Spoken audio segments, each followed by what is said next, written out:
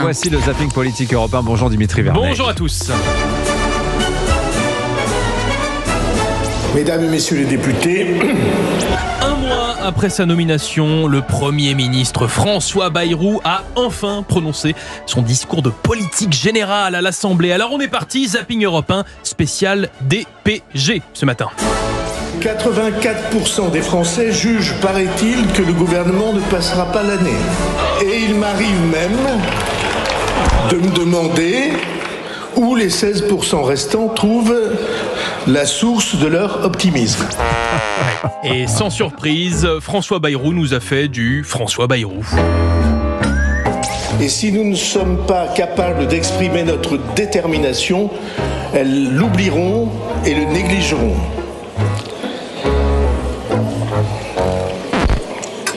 C'est réalisé sans trucage. Je suis là. Il y a eu un peu de mélange dans mes pages. C'est parce que je suis un néophyte. Et donc je suis bien obligé d'apprendre ce métier. Alors oui, on a eu les pages qui se mélangent, mais aussi des annonces quand même. Les enfants ne sont pas comme les poireaux, ils poussent pas tous à la même vitesse. Ouais. Le voilà dans le potager maintenant. Non, je vous assure, on a vraiment eu une annonce. La réforme des retraites est vitale pour notre pays. Bien des gouvernements successifs s'y sont engagés, depuis Michel Rocard jusqu'aux efforts courageux du gouvernement d'Elisabeth Borne. Une femme au parcours exemplaire qui est en ce moment au Sénat en train de lire la même déclaration de politique générale. Car oui, c'est bien ça le plus drôle. Dans le même temps, Elisabeth Borne lisait ce fameux discours au Sénat, ce qui a créé une séquence plutôt cocasse au moment de la fameuse annonce. Je choisis donc de remettre ce sujet en chantier avec les partenaires sociaux. Nous pouvons rechercher une voie de réforme nouvelle, sans aucun totem et sans aucun tabou, pas même l'âge de la retraite, les fameux 64 ans.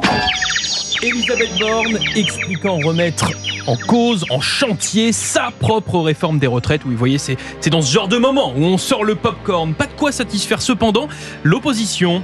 Monsieur Bayrou, je crains que vous n'ayez enterré votre gouvernement mort-né. À ce stade, je vous dis que nous censurerons. Le plus tôt vous serez parti, le mieux ce sera.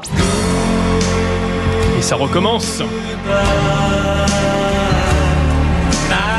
Bayrou, goodbye Bayrou, la musique monte déjà. Seul son camp semble avoir apprécié le discours, le ministre François Rebsamen sur BFM TV.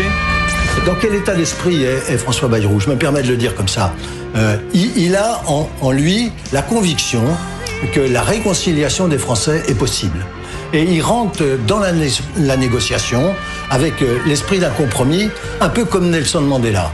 Excusez-moi de dire ça comme ça, mais c'est assez simple. François Mandela Bayrou, c'est osé. Ouais, c'est osé, surtout quand ce même ministre lâche ça 10 minutes plus tard.